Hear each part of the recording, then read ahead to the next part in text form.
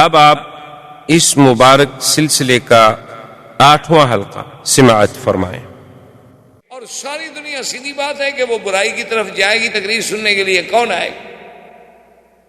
تو مجھے بڑی شرمندگی ہے کہ میں نے آپ کو تکلیف بھی دی اور کچھ لوگ بھی نہیں آئے گے۔ بس یہی ہے کہ آپ عشاء کی نماز وہاں مسجد میں پڑھا دیں اور اس کے بعد دعا فرما دیں، بس آپ تو تشریف لے آئے، آپ کی بڑی مہربانی۔ لیکن جب آدمی ہی کوئی نہ ہو تو بندہ آخر تقریر کس کو کرے؟ اور مسجد میں وہ 2-4 آدمی جو ہوں گے وہ تو پہلے سے آپ کے معتقدین میں ہیں، ہمیشہ درس سنتے ہیں، تقریریں سنتے ہیں۔ بس ہم کہا ٹھیک، مسجد میں تشریف لے گئے، عشاء کی نماز پڑھی تو واقعی ٹھیک سی بات تھی کہ وہاں یعنی زیادہ سے زیادہ 10 آدمیوں کے بجائے 20 آدمی ہو گئے۔ جب سلام پھیر کے سنتیں وغیرہ پڑھنی اور دعا کا وقت آیا تو والد صاحب کھڑے ہو گئے، انہوں نے کہا کہ دیکھو بھائی 10 ہوں یا 20 ہوں، آپ آئے تو ہیں، اللہ کے نبی تو ایک آدمی کو جا کے قرآن سناتے تھے، میرے سامنے تو کم از کم 20 آدمی بیٹھے ہیں۔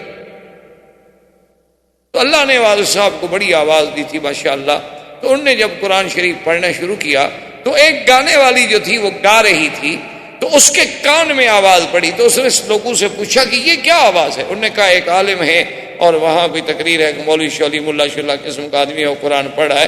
اس نے کہا کہ میں تو قرآن کا مقابلہ نہیں کر سکتی، آپ لوگ جہنم جا سکتے ہیں تو جائیں، میں تو اللہ کے قرآن کا مقابلہ نہیں۔ اور اس نے کہا کہ دیکھیں جی مجھے پیسے دیں یا نہ دیں، گانا بند، جب تک اللہ کا قرآن پڑھا جائے گا اور تقریر ہوگی میں نہیں گاؤں کسی بھی شکل۔ اللہ کے قرآن کے مقابلے پہ شیطان کا کام۔ اور اس کے بعد پھر وہ باقاعدہ وہاں سے مجلس چھوڑ کے چادر ایک ڈال کے جہاں والے صاحب تقریر فرما رہے تھے وہاں آئی اور پھر سارا مجمع لوٹ آیا، کیونکہ وہ گانا وانا تو بند ہو گیا۔ تو وہاں آگے اس نے ریکویسٹ کی کہ جی میں پیچھے بیٹھ کے قرآن سن سکتی ہوں؟ نے کہا کہ ہاں سنیں، کوئی ایسی بات نہیں ہے۔ تو اللہ کا قرآن جب پڑھا جائے آدمی کتنا خراب کیوں نہ ہو، آخر انسان ہے۔ یہ اللہ کے قرآن کی تاثیر ہے کہ مقناطیس للقلوب، اللہ نے جیسے کعبے کو بنایا ہے نا دلوں کا مقناطیس، اسی طرح قرآن دلوں کو بدلنے والا۔ شرط یہ ہے کہ ذرا آپ قرآن کو محبت سے اور اخلاص سے پڑھیں، ایک رسم سمجھ کے نہ پڑھیں۔ جیسے بہت سارے ملک ہیں ان میں قرآن موجود، اور اتنی میں پڑھ رہا ایک عذاب میں پڑھ رہا تھا کہ ہالینڈ کے ایک علاقے میں جب رابطہ عالم اسلامی کا ایک وفد پہنچا تو وہاں پر جب گئے تو انہوں نے کہا کہ جی یہاں ایک مسجد ہے، اور مسجد میں گئے اور پھر انہوں نے اپنے امام مسجد سے تعارف کرایا کہ جناب یہ ہمارا امام، ٹھیک ہے، بات چیت ہوتی رہی۔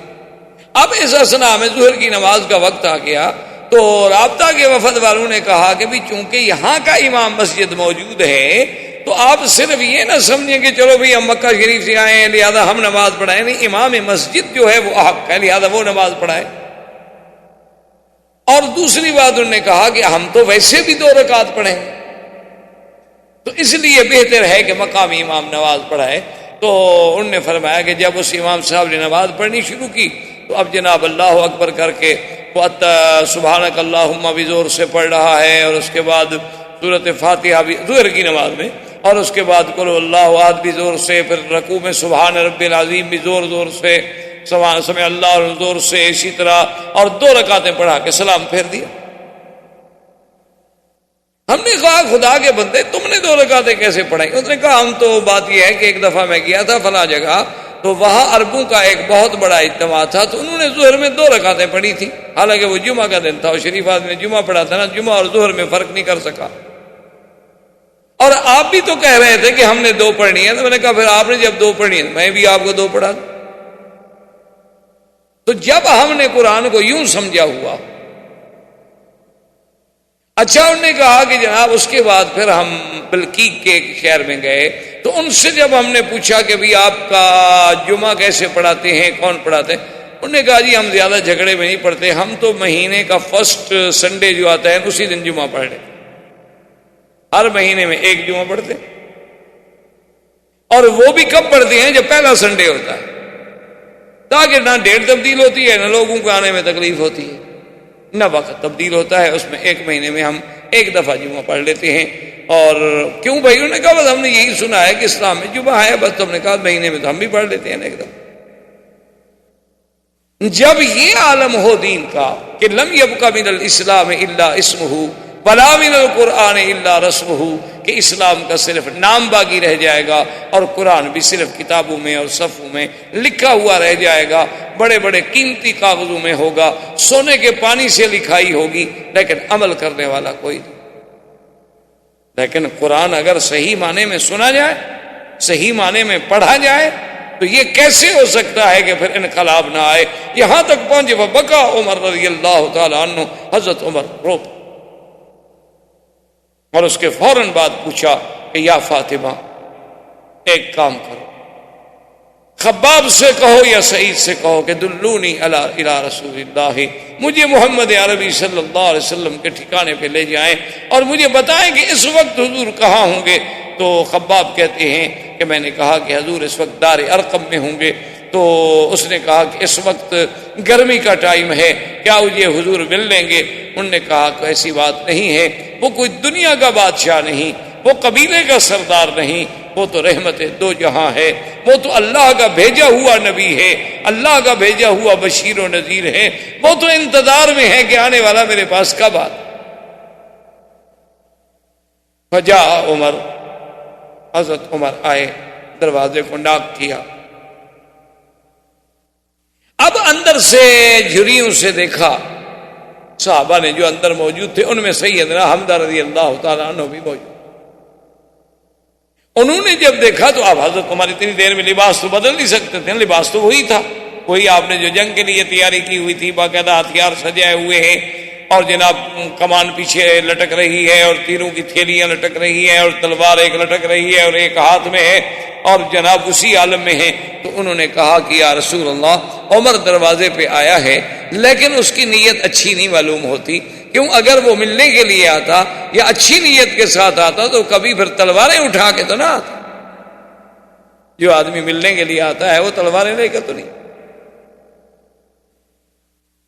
حضرت حمزہ رضی اللہ تعالی عنہ اسد اللہ و اسد رسول، ام رسول اللہ، میرے مدنی کے چچا ہیں جن کا لقب ہے اللہ کے شیر، اللہ کے رسول کے شیر. حضرت حمزہ این شباب ہے، بچپن ہے، ابھی ابھی گویا یوں سمجھے جیسے ہم کہتے ہیں نا مسیں بھیگ رہی ہیں، ابھی ابھی بال نکل رہے ہیں. حضرت حمزہ نے کہا کیا کہہ رہے ہیں، کیا بات کر رہے ہیں؟ کھول دو دروازہ، آنے دو عمر کو. اگر عمر کی نیت ٹھیک ہے، اگر عمر کسی صحیح ارادے سے آیا ہے تو ہم اپنی آنکھیں بچھانے کے لیے تیار ہیں، اور اگر عمر کی نیت خراب ہے اور اس نے میرے مدنی سرکار کو تکلیف دینے کی کوئی بات سوچی ہے تو خدا کی قسم ہے تم گواہ ہو جاؤ کہ تلوار بھی عمر کی ہوگی اور گردن بھی عمر کی. کوئی اکیلا مکے میں عمر بہادر پیدا ہوا؟ کھول دو دروازہ، آنے دو عمر کو، دیکھتے ہیں کیا کرتے. دروازہ کھولا، عمر تو پہلے بیٹھ چکے تھے، نظریں جھکی ہوئی ہیں، حضور کے سامنے آئے. ایک روایت میں آتا ہے فجذبہ بثوبہ، حضور پاک نے کپڑے سے پکڑ کے جھٹکا دیا. فرمایا عمل، ابھی تک وہ وقت نہیں آیا عمر، ما آنا وقت اسلام کا یا عمر، کیا ابھی تمہارا وقت نہیں آیا کہ تم اسلام لے آؤ؟ کیا ابھی وقت نہیں آیا کہ تم ایک خدا کی توحید کو سمجھو؟ کیا ابھی وقت نہیں آیا کہ تم بتوں کی عبادت سے باہر نکلو؟ کیا ابھی وقت نہیں آیا کہ تم محمد مدنی کی رسالت کا اقرار کرو؟ عمر کیا ہے؟ ابھی حضور کہہ رہے ہیں، انہوں نے کہا اشہد ان لا الہ الا اللہ واشہد ان محمد رسول اللہ. فکبر رسول اللہ فکبر اصحابہ. جب حضرت عمر نے کہا اشہد ان محمد رسول اللہ، حضور اتنی خوشی فرمایا اللہ اکبر، سب صحابہ نے اللہ اکبر کے نعرے بلند، تکبیر کی دھوم ہو گئی. حضرت عمر مسلمان ہو گئے رضی اللہ تعالی عنہ. اور اس کے بعد بیٹھے ہیں. ایک صحابی نے کہا عمر تم تو تلواریں اٹھا کے قتل کے ارادے سے نکلے تھے، لیکن تمہیں پتہ نہیں ہے کہ رات تیرے لیے محمد عربی اللہ کے کعبے میں بیٹھ کے دعائیں کر رہے تھے کہ اللہم اعز الاسلام باحد الامرین، کہ میرا اللہ ان دو میں سے ایک کو مسلمان کر دے، یا عمر کو مسلمان کر دے یا عمرو بن ہشام کو مسلمان کر دے. محمد عربی تو تیرے لیے دعائیں کر. حضرت عمر رضی اللہ تعالی عنہ کہ اسلام سے اتنی خوشی ہوئی صحابہ کو، اتنی خوشی ہوئی صحابہ کو کہ جس کا کوئی تصور نہیں ہو سکتا. اور بلکہ ایک روایت میں ہے کہ جبریل اور انہوں نے آگے کہا کہ یا محمد آج تو آسمانوں پر اللہ کے فرشتے بھی خوشی کر کہ اسلم عمر مسلمان ہو. وہ جبار جو سب سے بڑا دشمن تھا، جو سب سے بڑا مخالف تھا، جو سب سے بڑا معارض تھا، آج وہ بھی اسلام لے آیا. تو کچھ دیر گزر گئی تو اس کے بعد عمر رضی اللہ تعالی عنہ نے حضور کی خدمت میں عرض کیا کہ یا رسول اللہ میں ایک بات کہتا ہوں. حضور نے فرمایا کہو عمر کیا بات؟ اس نے کہا حضور السنا علی الحق وهم علی الباطل. عمر ہے نا جی، اب کری یہ زمان ہے، یہ تو عمر ہے نا جسے تاریخ مانتی ہے، دنیا مانتی ہے. تاریخ انسانیت میں ایسے لوگ بڑے کم پیدا ہوئے، اتنے بڑے جینیس. اس نے کہا کہ یا رسول اللہ صلی اللہ علیہ وسلم السنا علی الحق وهم علی الباطل، کیا یہ بات ٹھیک نہیں کہ ہم حق پر ہیں اور مکے کے مشرکین جو ہیں وہ باطل پہ ہیں؟ حضور نے فرمایا بالکل. اس نے کہا حضور یہ کیا بات ہوئی کہ یعبد اللات والعزیٰ، کہ لات و عزیٰ جیسے جھوٹے خداؤں کی عبادت تو کھل کے کی جائے مکے میں، جھوٹے معبودان باطلہ منات ہے، لات ہے، عزیٰ ہے، یہ کیا ہے؟ اب تو میری آنکھیں کھل گئی ہیں نا، یہ تو حجر ہے، اصنام ہے، کیا ہے؟ کچھ بھی نہیں. ان کی عبادت جو ہے یا تعبد اللات والعزیٰ فی المسجد، مسجد الحرام میں لات و عزیٰ کی عبادت تو کھل کے کی جائے، اور ہم سچے خدا کی عبادت جو ہے وہ کبھی مکانوں کے اندر، کبھی دار ارقم میں، کبھی بیت ام ہانی میں چھپ چھپ کے کریں. یا رسول اللہ یہ میری غیرت گوارا نہیں کرتی. کم از کم ہم 40 مسلمان ہیں، آپ حکم دیں صحابہ کو، آپ آگے چلیں، مسلمان آپ کے پیچھے چلیں. ایک طرف عمر ہوگا، ایک طرف حمزہ ہوگا. آج ہم دیکھتے ہیں کہ کون قریش ہم کو روکتے. آج بھی مہربانی کریں، ہمیں ایک دفعہ تو کھل کے عبادت کر رہے تھے. حضور صلی اللہ علیہ وسلم راضی ہو گئے. تو اب اس منظر پہ یعنی آپ غور کریں کہ آج وہ دعوت سری جو تھی عمر کے آنے سے، ذرا اپنا دعوت بعثت کے بعد اللہ کے نبی کی جو دعوت تھی توحید کی دعوت، آج اس کا رنگ بدلا کہ وہ اندر سے باہر آ. پہلے دعوت ہوتی تھی لیکن علیحدہ گھروں میں چپکے سے. آگے حضور صلی اللہ علیہ وسلم ہیں اور پیچھے 40 صحابہ ہیں. دائیں آپ کے سیدنا حمزہ ہیں، بائیں حضرت عمر ہیں. اور سب صحابہ جو ہیں، ایک حدیث میں آتا ہے، ایک روایت میں آتا ہے کہ بس تھوڑے تھوڑے وقفے سے یہ کہہ رہے ہیں کہ لا الہ الا اللہ اللہ اکبر، لا الہ الا اللہ اللہ اکبر، یہ کہتے ہوئے بڑھ رہے ہیں. اسی پہ اقبال نے کہا تھا نا، اگرچہ بت ہیں جماعت کی آستینوں میں، مجھے ہے حکم اذان لا الہ الا اللہ.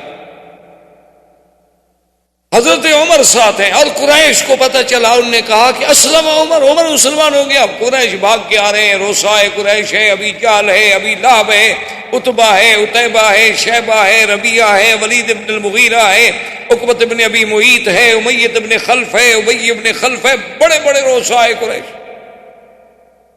بڑے بڑے سادات قریش ہیں. ان کو جب پتہ لگا تو گھروں سے نکل آیا، آگے دیکھا. اور پھر جناب اس زمانے میں جب 40 آدمی اللہ کا نام لینے والے ہوں، ہماری طرح تو نہیں نام لیتے تھے، وہ تو پورے مکے کی گلیاں گونج رہی تھیں، اللہ کا حرم گونج رہا تھا، مکے کے پہاڑ گونج رہے تھے، معلوم ہوتا تھا کہ پہاڑ بھی ساتھ ذکر کر رہے ہیں اور اللہ کا نام دے رہے ہیں، اور صحابہ کی جماعت چلی جا رہی ہے کہ لا الہ الا اللہ، اللہ اکبر اللہ اکبر، اور سارے قریش کھڑے ہیں حیران ہو کے دیکھ رہے ہیں کہ یہ کیا ہو گیا، یہ کیا ہو، کیسا انقلاب آ گیا۔ جب بالکل مسجد الحرام کے قریب آئے تو عمر نے کانا جہیر صوت، حضرت عمر بڑے بلند آواز، بڑا اللہ نے انہیں یعنی جبروت، طاقت، قوت، صلاحیتوں سے نوازا تھا، اتنی آواز میں شدت تھی کہ کبھی اگر بعض مورخین تو ایسا بھی لکھتے ہیں کہ عمر کبھی اگر غصے میں آ کے دھاڑ دیتے تھے تو عورتوں کے حمل گر جاتے تھے، لیکن یہ بات ہمیں کسی حدیث میں نہیں۔ بہرحال اتنا کوئی شک نہیں کہ بلند آواز۔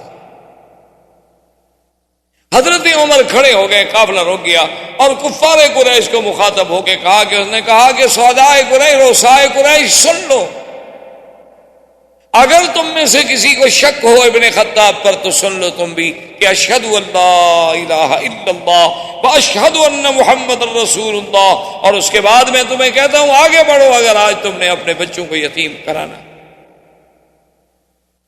اور آج جس کو یہ شوق ہو کہ اس کی عورت بیوہ ہو جائے، بچے یتیم ہو جائے، تو عمر کی تلوار کا مقابلہ۔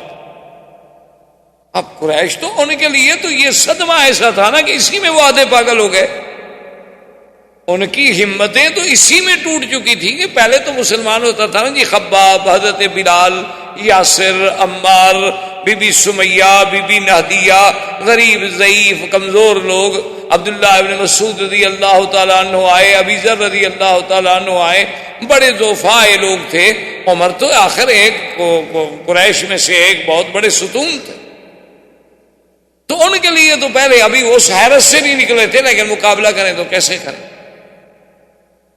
حضرت عمر رضی اللہ تعالی عنہ نے آپ کی قیادت میں حضور صلی اللہ علیہ وسلم سرکار کی غلامی میں آئے، مکے میں آ کے ذکر اللہ کا نام ہوا، عبادت کی گئی، نمازیں پڑھی گئیں، اور اس کے بعد پھر مسلمان حضور صلی اللہ علیہ وسلم کے ساتھ اسی طرح جس انداز میں آئے تھے واپس اپنے اپنے گھروں کو چلے گئے۔ اب قریش نے کہا کہ ابھی دار الندوہ میں میٹنگ بلاؤ، یہ تو بڑا مشکل مسئلہ ہو، اب کیا کریں؟ دار الندوہ میں جب جمع ہوئے، بڑے بڑے سردار جمع ہوئے، انہوں نے کہا کہ اب مشورہ کریں، اب ہمارے پاس کیا حل ہے، یہ تو حضرت عمر بھی مسلمان ہو گیا۔ انہوں نے کہا ایسا کرتے ہیں کہ آج ایک نئی تجویز رکھتے ہیں حضور صلی اللہ علیہ وسلم کے سامنے۔ انہوں نے کہا جی وہ کیا تجویز ہے؟ انہوں نے کہا ایک نئی تجویز پیش کرتے ہیں حضور صلی اللہ علیہ وسلم کے سامنے، اور ہمیں بالکل یقین ہے کہ اس تجویز پہ اللہ کے نبی جو ہیں وہ مان گئے۔ حضور صلی اللہ علیہ وسلم تشریف لائے، آپ کو بلایا گیا۔ رسائے کفار قریش نے کہا کہ یا محمد صلی اللہ علیہ وسلم، آج ہم نے ایک نیا اقتراح، نئی تجویز رکھی ہے جو امید ہے کہ آپ کو بڑی پسند آئے گی، اور یہ روز کا جو جھگڑا ہے یہ بھی ختم، اور ایسی تجویز ہے کہ آج تک ہم نے آپ کے سامنے نہیں رکھی، اس پہ مہربانی کر کے آپ بڑے ٹھنڈے دل سے غور کریں۔ انہوں نے فرمایا ٹھیک ہے، کہو کیا بات ہے۔ انہوں نے کہا کہ بات یہ ہے کہ ہم نے اب یہ فیصلہ کر لیا ہے کہ آپ اور ہم صلح کر لیتے ہیں، ایک دن جو ہے آپ ہمارے خداؤں کی عبادت کریں اور ایک دن ہم آپ کے خدا کی عبادت کرتے ہیں، صلح کر لیتے، جھگڑا ختم کر۔ فرفض رسول اللہ، حضور نے فرمایا کیا کہہ رہے ہیں؟ انہوں نے کہا اچھا حضور اگر آپ کو یوں منظور نہیں نا، چلو ایسا کریں، ایک دن جو ہے آپ ہمارے آلہہ کی تعظیم کریں، عبادت کریں، ان پہ آپ سلام کریں، ان پہ آ کے مسا کریں، انہیں چومیں چاٹیں، اور 8 دن جو ہے نا ہم آپ کے خدا کی عبادت کریں گے۔ دیکھو ہم 8 دن، آپ ایک دن۔ حضور نے فرمایا یہ بھی قبول نہیں۔ انہوں نے کہا اچھا حضور ہم ایک قدم اور آگے بڑھتے ہیں کہ آپ ایک دن عبادت کریں، ہم 1 مہینے تک آپ کے خدا کی عبادت کریں۔ حضور نے فرمایا یہ بھی قبول نہیں۔ انہوں نے کہا کہ اچھا جناب ہم اس سے بھی اور آگے جاتے ہیں، آپ 1 دن کے لیے ہمارے خدا کی عبادت کریں، ہم 1 سال تک آپ کے خدا کی عبادت کریں گے۔ چلو مسئلہ ختم کرو، جھگڑا تو نہ ہو نا۔ حضور نے فرمایا بدبختو تم کیا سمجھ، ایک دن عبادت کرو یا ایک گھڑی عبادت کرو بندہ تو کافر ہو گیا۔ غیر اللہ کی عبادت جو ہے وہ یہ تو نہیں ہے نا کہ جیسے آج کل مسلمان ہیں نا جی ماشاء اللہ، وہ بھی باہر تابوت شاہ حسین، ایک فارسی میں محاورہ مشہور ہے کہ ہر تابوت پہ شاہ حسین کہنے کے لیے ہماری قوم تیار ہے۔ ان کو حضرت حسین کی شہادت سناؤ یہ رونے لگ جاتی ہے، ان کو کہو یزید بہت بڑا بہادر تھا، بہت بڑا ایڈمنسٹریٹر تھا، پھر بھی خوش ہو جاتی ہے، اچھا آدمی بڑا اچھا تھا، منتظم تھا، دیکھو نا اتنا بڑا حادثہ ہو گیا، کنٹرول کیسے کیا، کوئی گڑبڑ کی، ہلنے نہیں دیا کسی کو، تم ایک سید کو مار کے دیکھ لو، اس پہ بھی حاضر ہیں، تعریف کرنے کے لیے تیار ہیں ماشاءاللہ۔ ان سے کہو ماشاءاللہ کہ جناب کل نماز پڑھیں گے، بارش آ جی، کہیں گے بہت اچھی بات ہے، اور کہیں گے جی رات اچھی فلم لگی ہو، کہیں ٹھیک ہے جی ادھر بھی چلیں، کوئی ایسی بات نہیں، دونوں راضی رہیں، اللہ بھی راضی رہے، شیطان سے بھی تعلق قائم رہے، صبح کو پی اور شام کو توبہ، رند کے رند رہے اور مسلمانی بھی نہ گئی، ماشاءاللہ مسلمان بھی ہیں، وہ تو رات کو پیتے ہیں نا، دن کو تو نماز پڑھتے ہیں، تو اس لیے ان کو سمجھ، حضور نے فرمایا ظالمو کیا کہہ رہے ہو، اللہ کے قرآن کی یہ سورت جو تھی نا، قل یا ایھا الکافرون لا اعبد ما تعبدون ولا انتم عابدون ما اعبد ولا انا عابد ما عبدتم ولا انتم عابدون ما اعبد لکم دینکم ولی دین۔ اللہ نے فرمایا میرے مدنی کھڑے ہو کے برات کا اعلان کر دیں کہ کافروں کیا لا اعبد ما تعبدون، میں تو ہرگز عبادت نہیں کر سکتا ان چیزوں کی جن کی تم پوجا کرو، اور تم کیا کرو گے کہ ایک دن اگر اپنے خدا کو پوجو گے تو پھر میرے خدا کو عبادت کرنے کا کیا مطلب ہوا؟ یہ کیا بات ہوئی کہ قبر پہ بھی سجدہ اور خدا کے گھر پہ بھی سجدہ؟ یہ کیا بات ہوئی کہ یا اللہ تو بھی رحم فرما اور یا علی تو بھی مشکل کشائی کر دے، یا رب العالمین، یا ارحم الراحمین، اور یا دستگیر، اور یا معین الدین اجمیری؟ یہ کیا تماشا ہے؟ یہ کوئی دین تو نہیں ہے۔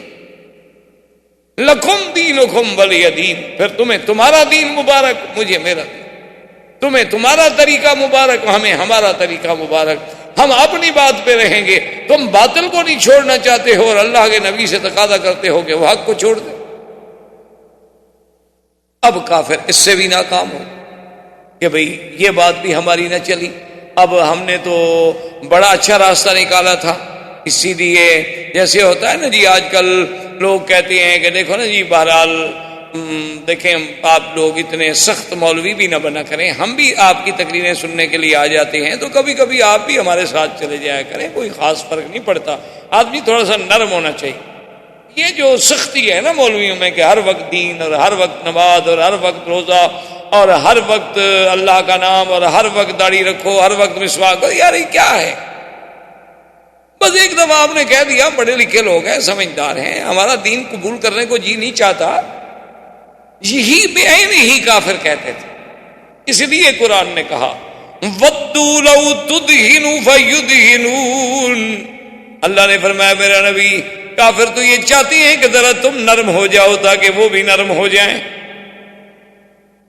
لو تدہن، دہن کہتے ہیں جب کسی چیز کو تیل لگا لو نا ذرا جلدی سے نرمی سے وہ رسی نکل جاتی ہے، تو اللہ نے فرمایا کہ یہ تو چاہتے ہیں کہ ذرا آپ نرم ہو جائیں، تھوڑا سختی نہ کریں، تھوڑا ان کو اجازت دے دیں کہ اپنے مسئلے، اور وہ بھی تھوڑے سے فرمایا فلا تطع المکذبین، حضرت خبردار کبھی کسی جھوٹے کی اتباع نہیں کریں۔ اللہ کے دین میں کوئی لچک نہیں، عقیدے میں کوئی لچک نہیں، توحید میں کوئی لچک نہیں، لچک ہوتی ہے دنیاوی معاملات میں، لچک ہوتی ہے اخلاق میں، ایانت میں، اللہ کے دین کے عقیدے تو نہیں بدلے جا سکتے لچک میں۔ اللہ تبارک و تعالیٰ کے پیغمبر نے جب ان کی اس بات کو بھی ٹھکرا دیا تو اب انہوں نے سوچا کہ بھئی اس میں بھی ہم ناکام گئے تو اب اور کوئی حل نکالیں کہ اللہ کے نبی کا ہم مقابلہ کر سکیں۔ تو اب ابو جہل بدبخت نے ایک اور بات سوچی، وہ آیا اور کہنے لگا کہ محمد عربی صلی اللہ علیہ وسلم آپ ہمارے خداؤں کو گالی دیتے ہیں، لات کو برا کہتے ہیں، عزا کو برا کہتے ہیں، منات کو برا کہتے ہیں، میں آپ کو روک رہا ہوں، اگر آپ نے پھر ان کو برا کہا تو میں آپ کے خدا کو گالی دوں گا۔ اللہ کے نبی نے فرمایا کہ ابو جہل بدبخت، ہمیں تو خدا نے منع کیا ہے کہ کسی غیر کے بت کو بھی ہم گالی، اب تمہارے خداؤں کو کب گالی دیتے؟ ہمارا دین تو ہمیں یہ اجازت ہی نہیں دیتا کہ ہم کسی کو گالی دیں، ہم کسی کے دین کو گالی دیں، ہمارے اسلام میں یہ گنجائش نہیں ہے۔ تم کیا کہہ رہے ہو کہ ہم تمہارے خداؤں کو ہم تو کہتے ہیں کہ یہ خدا نہیں ہے، تم اس بات کو اگر گالی سمجھتے ہو تو یہ الگ بات، ہم تو یہ کہتے ہیں کہ یہ تمہارے ہاتھوں کے بنائے ہوئے بت ہیں، یہ تمثیلات ہیں، یہ شکلیں ہیں، یہ صورتیں ہیں، تم نے خود گھڑی ہوئی ہیں، اللہ نے کوئی ان کا حکم نہیں دیا، کوئی تمہارے پاس اس پہ دلیل کوئی نہیں، اور نہ ہی یہ آلہہ ہے، بلکہ یہ ایک جھوٹی تصور و تخیل کی ایک اپنی بنائی ہوئی دنیا ہے جس کا حقیقت سے کوئی تعلق نہیں۔ ہم تو تمہیں یہ بات کہتے ہیں، اسی کو تم گالی سن۔ انہوں نے کہا بہرحال کچھ ہو، میں یہ اب برداشت نہیں کروں گا کہ کوئی ہمارے خداؤں کی بے عزتی۔ اب بات اور تقابل میں آ گئی۔ اللہ تبارک و تعالیٰ کے نبی، اللہ تبارک و تعالیٰ کے نبی پر ایمان لانے والے وہ اپنی بات پہ جمے ہوئے ہیں، اور کفر نت نئے بہانے سوچ رہا ہے کہ کس طرح مسلمانوں کو اپنے اسلام سے ہٹایا جائے۔ اللہ تبارک و تعالیٰ آپ کو مجھے اسلام پہ قائم و دائم رکھیں۔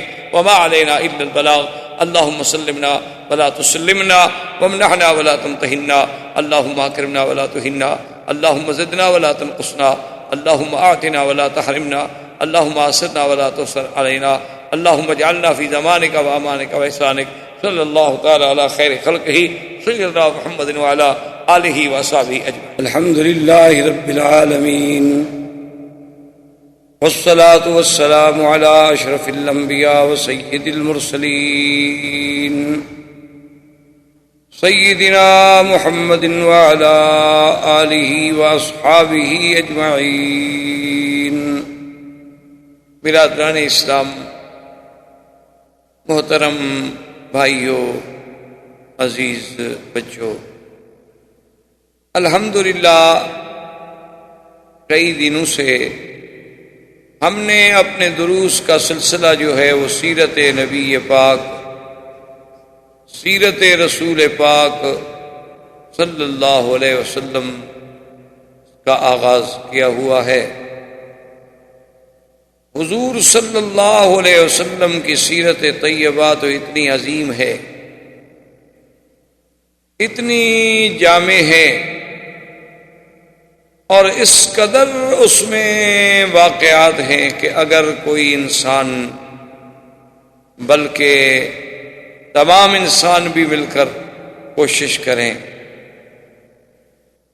کہ ہم حضور صلی اللہ علیہ وسلم کی سیرت طیبہ کا احاطہ کر سکیں تو نہیں کر سکتے، کیونکہ اللہ نے جس پیغمبر کو ساری نبوتوں کے بعد خاتم النبیین بنایا ہو، جس پیغمبر کو اللہ نے امام الانبیاء والمرسلین کے مرتبہ سے سرفراز فرمایا ہو، جس اللہ نے حضور کی نبوت کو قیامت تک کے لیے جاری فرمایا ہو، تو جب دنیا ختم ہوگی، بندے ختم ہو جائیں گے، لیکن حضور کی سیرت کا باب جو ہے وہ ختم نہیں ہو سکتا۔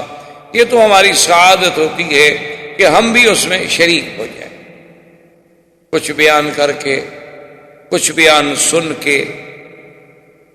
تو ہم نے اس موضوع پر، اس مقام پہ ہم پہنچے تھے کہ بعثت کے بعد، یعنی حضور کا دور مکی زندگی جو ہے، چونکہ حضور صلی اللہ علیہ وسلم کی بعثت کے بعد آپ کے 13 سال جو ہیں وہ مکی زندگی سے تعلق رکھتے ہیں،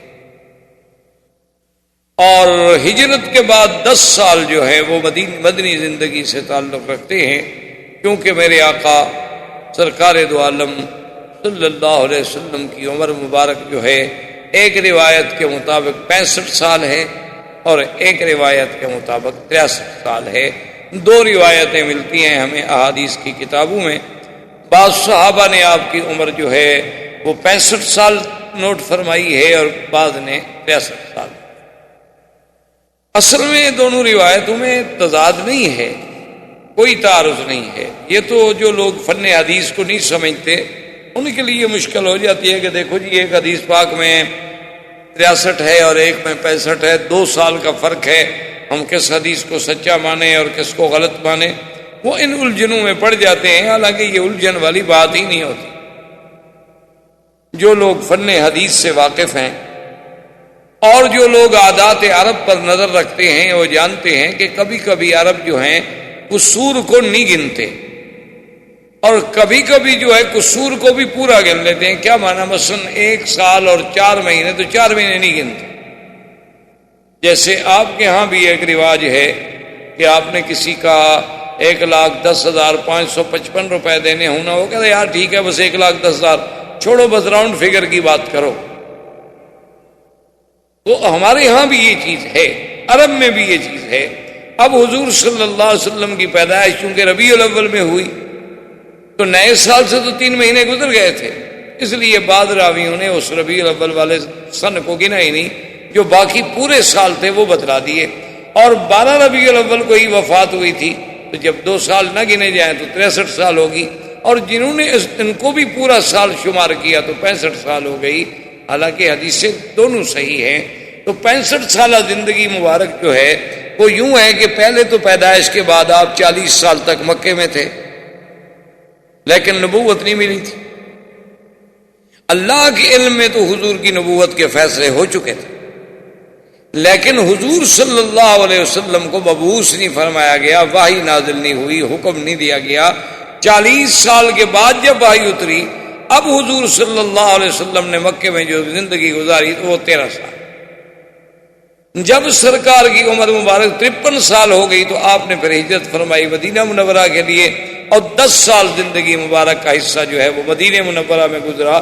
اس لیے اب آپ کی زندگی کو 2 حصوں میں تقسیم کیا جاتا ہے، ایک حصہ مکی زندگی کہلاتا ہے اور ایک مدنی زندگی کہلاتا ہے۔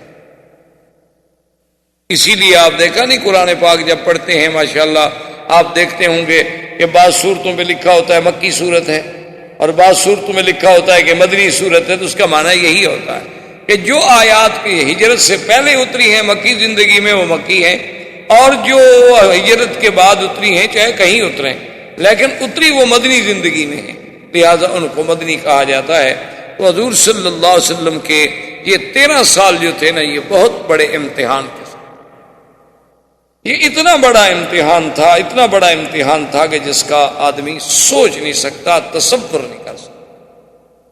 اسی لیے علماء نے لکھا ہے کہ جب بھی کوئی آدمی دین کا کام کرے گا تو اس کو لازماً علی منہاج النبوت کام کرنا پڑے گا کہ حضور کے عین طریقے پہ چلے۔ اب حضور صلی اللہ علیہ وسلم نے جب سب سے پہلے دعوت دی، انذار کا کام شروع ہوا، تو وہ سارے دوست، وہ سارے رشتہ دار، وہ سارے اقارب، وہ سارے احباب جو تھے وہ دشمن بنے، فوراً بنے۔ اور دشمنی کی بھی کوئی حد ہوتی ہے۔ آپ نے پچھلے دروس میں سن لیا ہے کہ کس طرح صحابہ کو انگاروں پہ لٹایا گیا، کس طرح صحابہ کو پھانسیوں پہ چڑھایا گیا، کس طرح صحابہ پہ ظلم و تشدد کے پہاڑ توڑ ڈالے گئے۔ لیکن اللہ کی شان ہے، امتحان کی مدت طویل ہے، اور اللہ کا حکم ہے کہ میرے مدنی صلی اللہ علیہ وسلم خالص صبر کرنا ہے، کوئی جواب نہیں دینا۔ جب یہ تشدد اور ظلم حد سے بڑھا تو عقبہ بن ابی معیط ایک شخص تھا، اس نے سوچا کہ میں کوئی حل نکالوں، کوئی راستہ نکالوں۔ لیکن جی آخر کوئی آدمی بھی عقل والا ہو، انسان ہو، تو کسی پہ ظلم ہوتا ہوا دیکھ کے آخر اس کا بھی تو کبھی نہ کبھی دل پسیج ہی جاتا ہے۔ اس کے دل میں بھی رحم آیا کہ بھی آخر یہ رات دن کا تشدد جو ہے یہ کوئی مسئلے کا حل نہیں ہے، تو اس نے کہا میں دعوت کروں اور دعوت میں بلا کے اس مسئلے پر کوئی حل کریں، کوئی کوشش کریں، کوئی راستہ نکل آئے۔ اس نے بڑے بڑے لوگوں کو دعوت دی، اور سرکار دو عالم صلی اللہ علیہ وسلم سیدنا محمد الرسول اللہ آقا انعامدار کو بھی دعوت دی، حالانکہ کافر ہے، مشرک ہے پکا۔ جب حضور صلی اللہ علیہ وسلم دعوت پہ آ گئے، لوگ بھی دعوت پہ آ گئے، تو حضور صلی اللہ علیہ وسلم چپ کر کے بیٹھ گئے۔ تو عقبہ بن ابی معیط نے کہا کہ آقا میں نے آپ کو دعوت دی ہے، آپ آگے بیٹھیں اور سالہ طعام پہ بیٹھے کھانا کھائیں، آپ نے فرمایا واللہ لا، آپ نے فرمایا عقبہ خدا کی قسم ہے میں تمہاری دعوت میں کھانا نہیں کھاؤں۔ اب عرب کے لیے یہ بات جو تھی ایک بہت بڑا عیب تھی کہ مہمان گھر میں آئے اسے دعوت دی جائے اور وہ کھانا نہ کھائے، یہ بہت بڑی بات تھی۔ ہمارے یہاں کے تو روایات الگ ہیں نا، ہمارے یہاں تو مہمان کھانا نہ کھائے تو ہم سمجھتے ہیں اچھا ہوا بلا ٹل گئی، جان چھٹی، چلو ایک آدھا دفعہ رسمن کہہ دیتے ہیں، حالانکہ عرب روایات اس کے بالکل الٹ ہیں۔ اسی لیے آپ نے دیکھا نہیں کہ حضرت سیدنا ابراہیم الخلیل علیہ السلام کے جب مہمان آئے تو فوراً آپ نے بچڑا ذبح کیا، بھونا، اس کو اٹھا کے لائے، بیوی ساتھ ہے، خود ساتھ ہیں، خدمت کے لیے خود کھڑے ہوئے ہیں، اور رکھا وقربہ الیہم فقال الا تاکلون، کہا بھی آؤ کھائے۔ اب وہ چپ کر کے بیٹھے ہوئے ہیں، فاوجس منہم خیفۃ، ابراہیم علیہ السلام ڈر گئے، انہوں نے کہا یہ کھانا جو نہیں کھا رہے پر یہ دوست نہیں۔ تو پھر انہوں نے بتایا، انہوں نے کہا ابراہیم الخلیل آپ نہ ڈریں، ہم تو اللہ کے فرشتے ہیں، ہم تو کھاتے ہی نہیں نا، ہم تو کھانے سے پاک ہیں، اور آپ نے تو پوچھا ہی نہیں ہم سے، اور آپ چپ کر کے چلے گئے اور فوراً بچھڑا ذبح کر کے تشریف لے آئے۔ تو اب آپ کو تسلی ہوئی، تو کسی کا کھانا نہ کھانا جو ہے یہ کوئی معمولی سی بات نہیں ہوتی، اور یہ بہت بڑی اہانت شمار ہوتی تھی کہ میں نے دعوت کی ہے اور مہمان کھانا نہیں کھاتا۔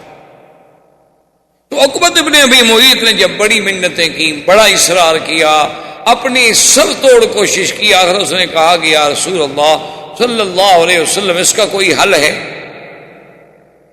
حضور نے فرمایا بالکل حل موجود ہے۔ اس نے کہا کیا؟ فرمایا حتی تسلم، فرمایا عقبہ اگر تم کلمہ پڑھ لو، مسلمان ہو جاؤ تو پھر میں کھانا کھاؤں۔ اللہ کے نبی کی شان ہے نا کہ وہ مشرک کا کھانا نہیں کھانا۔ اب اس نے دیکھا کہ میں کیا کروں، حالانکہ اس کا کوئی اسلام کا خیال تو نہیں تھا، لیکن اس نے دیکھا کہ بھئی اب میری تو ناک کٹ جائے گی کہ بھئی اس کے کھانے میں مہمان آئے اور کھانا نہیں کھایا۔ اس نے کہا کہ اشہد ان لا الہ الا اللہ واشہد ان محمد الرسول اللہ، چلو حضور میں مسلمان ہوتا ہوں، آپ کھانا کھائیں۔ آپ نے کہا ٹھیک ہے، اب میں کھانا کھاتا ہوں۔ جب حضور صلی اللہ علیہ وسلم کھانا تناول فرما کے واپس تشریف لے گئے تو قریش کے لوگ تو موجود تھے، انہوں نے کہا یہ تم نے کیا کیا، کیف اسلمت؟ انہوں نے کہا کمال ہے بھائی، میری عزت کا مسئلہ تھا اور اب میں اسلام لا چکا ہوں۔ لیکن ابی ابن خلف وہ بھی مشرک، اس نے ساتھیوں سے کہا کہ ٹھیک ہے تم بحث نہ کرو، یہ جانے اور میں جانوں۔ اس نے ان سے اتنا مجبور کیا، اتنا مجبور کیا، اتنا مجبور کیا کہ اس نے کہا کہ اچھا ٹھیک ہے میں دین نبی چھوڑنے کے لیے تیار ہوں، بس تم لوگ ایسا نہ ہو کہ ساری برادری مجھ سے ناراض ہو جائے تو میں دین۔ انہوں نے کہا کہ نہیں، ہم اس طرح نہیں مانیں گے، ہم تو تب مانیں گے۔ اس بدبخت نے کہا نعوذ باللہ کہ تم جا کر حضور صلی اللہ علیہ وسلم کو سامنے کھڑے ہو کے کہو کہ میں نے اسلام کو چھوڑ دیا ہے اور نعوذ باللہ حضور کی طرف تھوک کے آؤ۔ تو یہ وہ عقبہ ابن ابی معیط ہے، یعنی آپ اندازہ کریں کہ اللہ کا نبی بیٹھا ہو حرم میں اور ایک آدمی آ کے تھوک دے، حضور کے دل پہ کیا گزری۔ آج تو آپ تھوڑا سا بھی دین کا کام کریں، تھوڑی سی آپ کسی کو دین کی بات کریں، وہ ناراض ہو جائے تو آپ کہتے ہیں دیکھو جی میری بےزتی ہو گئی، ٹھیک ہے چھوڑو یار آئندہ ہم نہیں کریں گے، ہمیں کیا پڑی ہے کہ ہم خام خواہ اپنی بےزتی کراتے رہیں۔ لیکن اللہ کے نبی کا مقام دیکھیں اور اس کے ساتھ دشمن کا انتقام دیکھیں کہ وہ بدبخت آتا ہے، سامنے کھڑے ہوتا ہے اور تھوکتا ہے اور چلا جاتا ہے۔ اسی کے بارے میں قرآن پاک میں آیا کہ ابی ابن خلف جب مرا اور اللہ کا عذاب اس پہ شروع ہوا تو قرآن نے اس آیت میں اشارہ کیا ہے یا ویلتا لیتنی لم اتخذ، یا ویلتا لیتنی لم اتخذ فلانا خلیلا لقد اضلنی عن الذکر بعد اذ جاءنی وکان الشیطان للانسان خذولا، کہ وہ حسرت کرے گا، تندم کرے گا اور کہے گا ہائے کاش اس بندے کو میں دوست نہ بناتا، اس کی بات میں نہ مانتا، میں اسلام کو نہ چھوڑتا، میں حق کی صداقت کو قبول کرنے کے بعد راستے سے نہ ہٹتا، لیکن اسی شخص نے مجھے بہکایا، اسی نے مجھے بھٹکایا اور اسی نے مجھے صراط مستقیم سے علیحدہ کر دیا۔ اور شیطان تو چاہتا یہی ہے کہ انسان کو ذلیل ذلت میں ڈالے۔ ان تمام واقعات کے بعد قریش نے ایک اور مشورہ کیا۔ انہوں نے کہا کہ یہ ہے کہ حضور صلی اللہ علیہ وسلم کے گھر کے قریب دیکھو بھی کس کس کے گھر ہیں۔ تو ابی لہب کا گھر بالکل قریب تھا، اسی طرح اور کفار قریش کے کچھ لوگ تھے جن کا گھر جو ہے حضور صلی اللہ علیہ وسلم کے گھر کے بالکل قریب تھا۔ تو ان بدبختوں نے یہ طے کر لیا کہ اپنے گھر کا کوڑا کرکٹ گندگی جتنی ہے نا سب جا کے حضور کے گھر کے آگے ڈال دیا کرو روزانہ۔ اب اس زمانے میں یہ تو تھا نہیں کہ بلدیہ کی گاڑیاں آئیں گی، ملازم آئیں گے، وہ جھاڑو لگائیں گے، صفائی کریں گے، یہ تو کوئی دور ہی نہیں تھا۔ ہر آدمی کو اپنے گھر کی صفائی کرنی پڑتی تھی، اور اگر کوئی بڑا آدمی ہوا تو اس نے ذاتی نوکر رکھ لیے، اور حضور صلی اللہ علیہ وسلم کے پاس تو نوکر تھا کوئی نہیں۔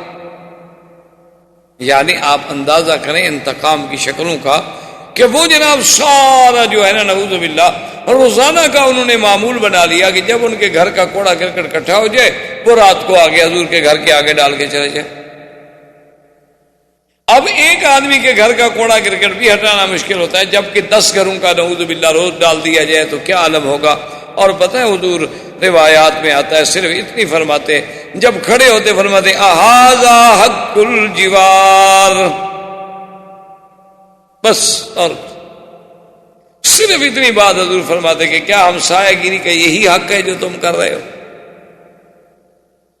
چلو تمہیں میری نبوت پر ایمان نہیں، تمہیں میری رسالت پر ایمان نہیں، لیکن ہمسایہ گیری کے بھی تو کچھ اصول ہیں نا۔ اور اسلام نے تو ہمسائے کو اتنا بڑا مقام دیا ہے، اتنا بڑا مقام دیا ہے کہ صحیح حدیثوں میں موجود ہے کہ حضور نے فرمایا جبریل یوصینی فی الجار فخفت ان یورثہ، کہ اللہ تبارک و تعالی نے بار بار جبریل کو بھیجا کہ ہمسائے کے حقوق کا خیال کرو، ہمسائے کے حقوق کا خیال کرو۔ حضور نے فرمایا میں تو ڈر گیا کہ کہیں پتہ نہیں اللہ تبارک و تعالی ہمسائے کو بھی میراث میں حقدار بنائیں گے کہ جیسے بیٹے بیٹیوں کو حصہ دیتے ہو ہمسائے کو بھی حصہ دو، یعنی اتنا بڑا حق ہے۔ اور عرب کا ایک محاورہ بھی ہے کہ الجار جار ولو جار، کہ جار جو ہے ہمسایہ ہمیشہ ہمسایہ ہی ہوتا ہے، چاہے وہ ظالم بھی کیوں نہ ہو، چاہے ظلم بھی کیوں نہ کرے، آخر ہمسایہ۔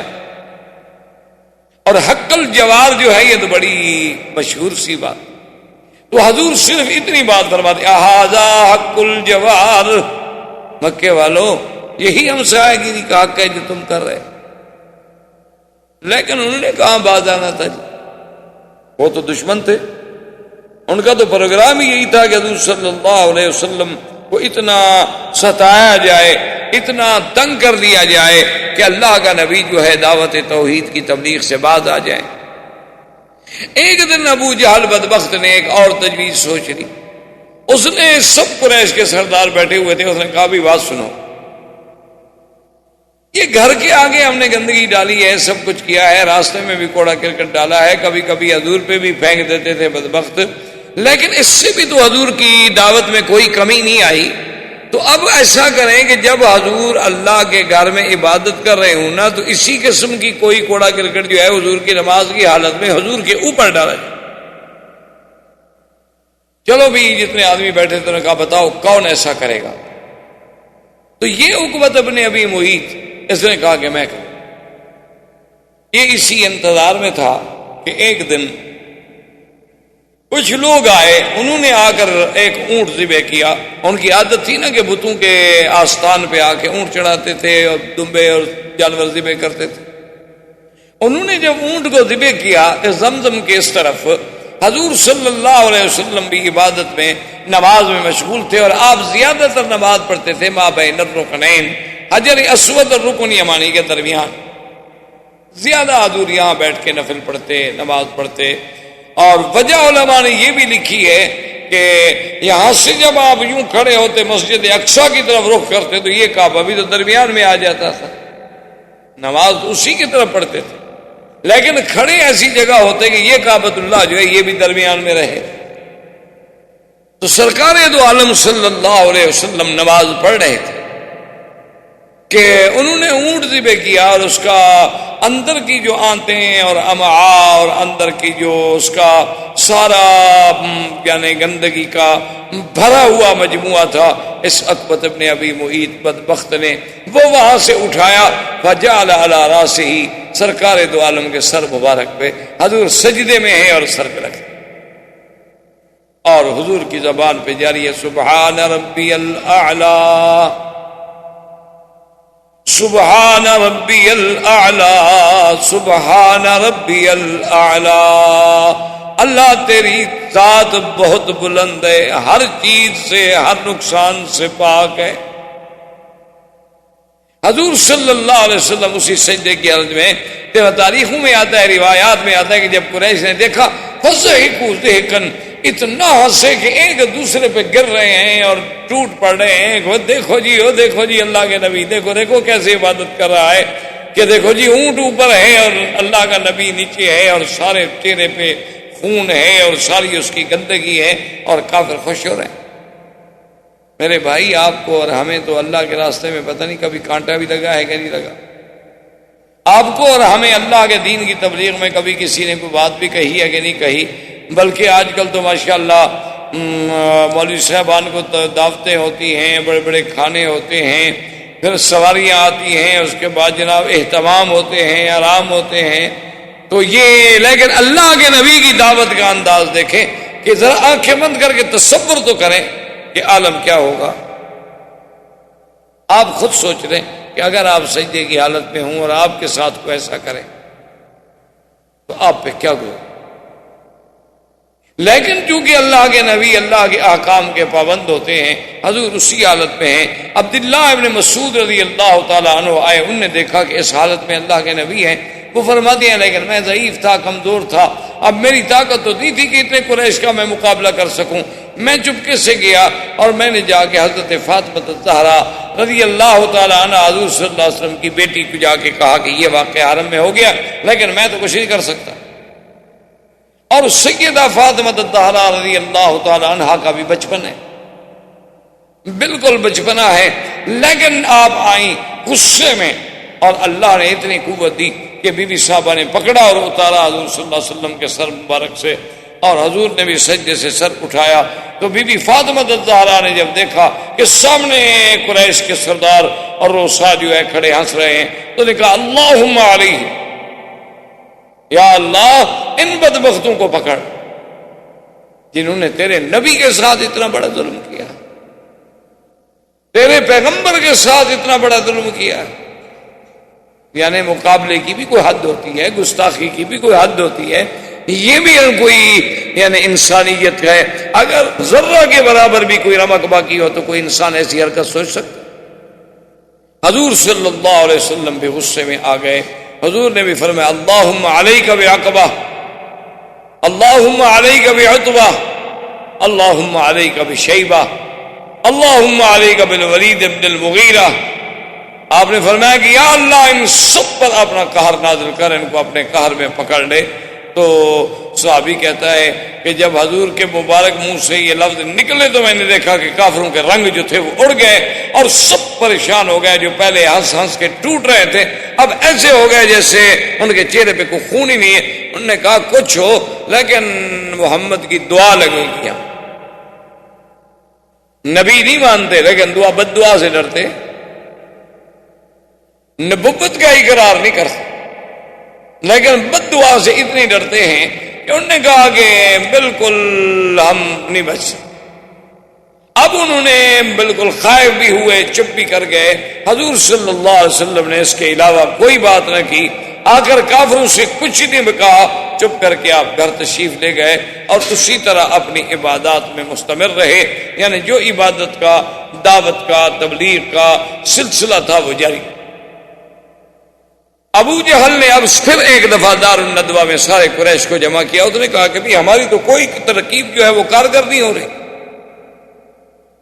اور خدا کی شان دیکھو کہ اسی اثنا میں ایک عجیب حادثہ ہوا کہ جو مسلمان ہجرت کر کے تشریف لے گئے تھے نا حبشہ کی طرف، جن کے بارے میں آپ پہلے پڑھ چکے ہیں، اب ان کا عدد جو تھا تقریباً 83 پر پہنچ چکا تھا. 80 اور 3 آدمی جو تھے وہ بیوی بچوں کے ساتھ حبشہ میں دن گزار رہے تھے.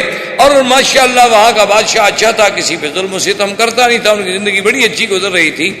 لیکن ان کو اطلاع ملی کہ بھئی مکے کے قریش جو ہیں وہ تو مسلمان ہو گئے. وہ صحابہ بڑے خوش ہوئے. انہوں نے کہا بھی جب ہماری قوم مسلمان ہو گئی, قریشی مسلمان ہو گئے, تو اب ہم حبشے میں کیوں مہاجروں والی زندگی گزاریں, چلو واپس اپنے ملک میں چلتے ہیں. حالانکہ اس کی وجہ کیا تھی یاد رکھیں کہ سورۃ النجم جب اتری اور حضور صلی اللہ علیہ وسلم نے تلاوت کی, اس میں بھی 2 روایت. ایک روایت مبارک میں تو یہ آتا ہے کہ حضور جب سورۃ النجم پڑھ رہے تھے تو شیطان نے ان کے دل و دماغ میں یہ جملے بھی ڈال دیے کہ تلک الغرانی کلا ان شفاعتہن ترتجا. تو نے کہا کہ اچھا آج تو حضور ہمارے بتوں کے بھی تعریف کر رہے ہیں, تو اب جب حضور سیدھے میں گئے تو کافر بھی سیدھے میں چلے گئے. ایک روایت یہ بھی ہے. اور ایک روایت میں اس قصے کا کوئی ذکر نہیں, بلکہ یہ ہے کہ جب حضور نے سورۃ النجم پڑھی, اللہ کا قرآن اور زبان محمد مصطفیٰ صلی اللہ علیہ وسلم, آپ جب اس آیت پہ آخر میں پہنچے گیا هذا نذير من النذر الأولى أزفت الآزفة ليس لها من دون الله كاشفة.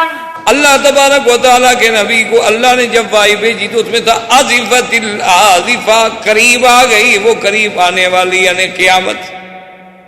اور یہ اللہ تبارک و تعالیٰ کی طرف سے نذیر ہے, ڈرانا ہے, اور قیامت کو کوئی روک نہیں سکتا.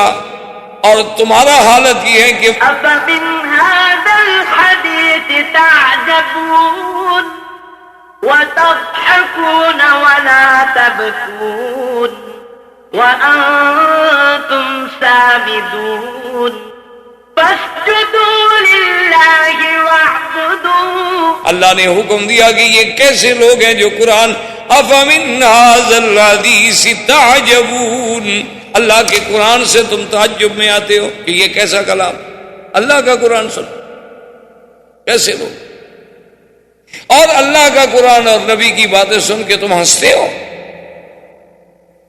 حالانکہ چاہیے تو یہ تھا کہ تمہارے اندر کوئی جذبہ پیدا ہوتا, تمہارے اندر خوف پیدا ہوتا, خشیت پیدا ہوتی, تم ڈرتے, تم اللہ کے ذکر سے روتے. اللہ والے تو اللہ کا قرآن سن کر ان کی تو ہچکیاں بن جاتی تھیں.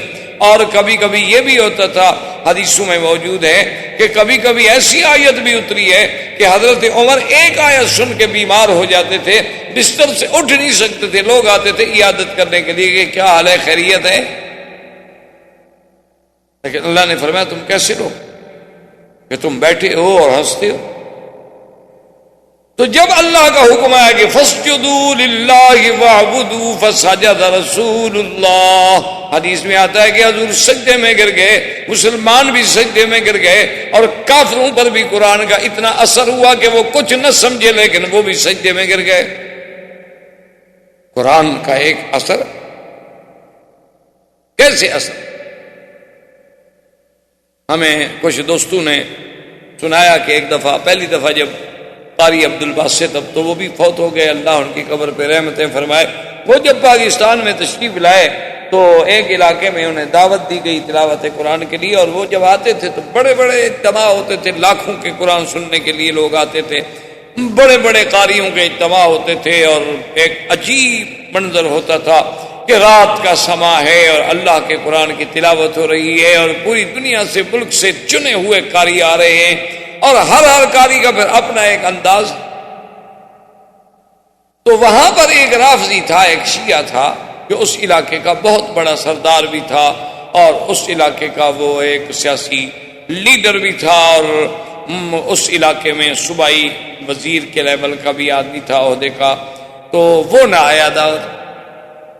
تو اس سے جا کے ایک وفد ملا, انہوں نے کہا کہ جناب آپ کیا کر رہے ہیں, چلو تقریریں ہوں, جلسے ہوں تو پھر بھی ہے. وہ اصل میں تھا رافضی شیعہ تھا, تو پھر تو چلو تو آپ نہ جائیں گے, چلو بھی اہل سنت کا جلسہ ہے, ممکن ہے ہمارے بارے میں کوئی سخت لفظ کہیں گے, اور یہاں تو کوئی مقصد ہی نہیں, یہاں تو صرف تلاوت قرآن ہوگی, اور کوئی اردو کا, کوئی اپنی زبان کا, کوئی تقریر کا تو ایک لفظ بھی نہیں ہوگا. اس نے کہا کہ بھائی ٹھیک ہے, لیکن سنیوں کا پروگرام ہے اور پھر ہم قرآن سمجھتے نہیں ہیں, ہمیں عربی تو آتی نہیں. وہ سیاسی آدمی تھا نا, اس نے بہانہ بنایا, انہوں نے کہا ہم تو قرآن سمجھتے نہیں.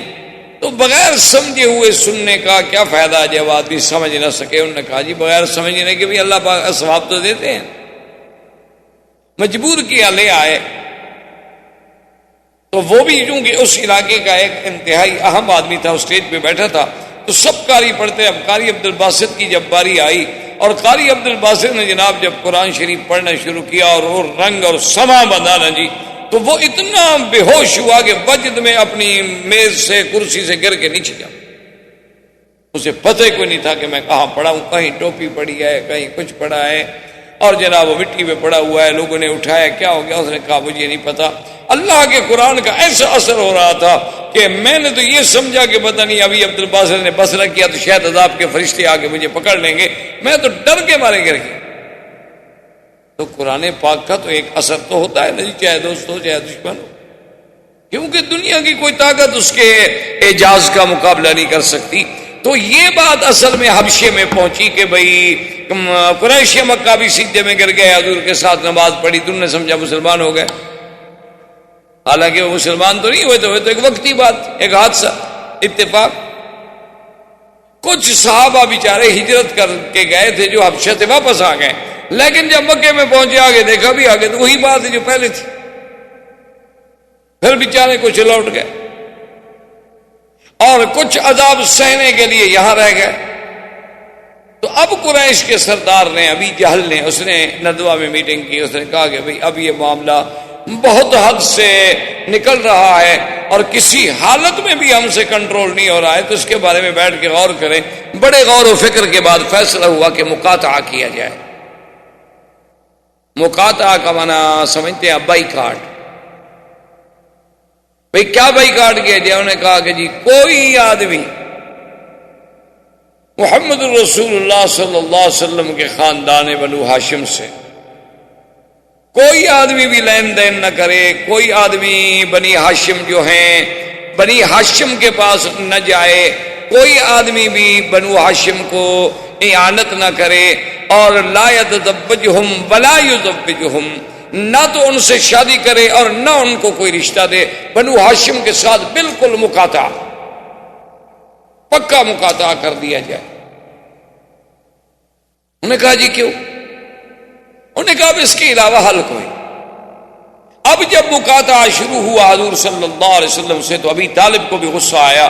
ابی طالب نے بنو عبد المطلب, بنی عبد مناف, بنو ہاشم کو بلا کے میٹنگ کی. اس نے کہا کہ دیکھو مکے والوں نے بیکاٹ کر دیا ہے محمد رسول اللہ صلی اللہ علیہ وسلم خاندان سے, تو بتاؤ تم ساتھ دو گے؟ انہوں نے کہا نہیں ہم تو ساتھ دیں گے.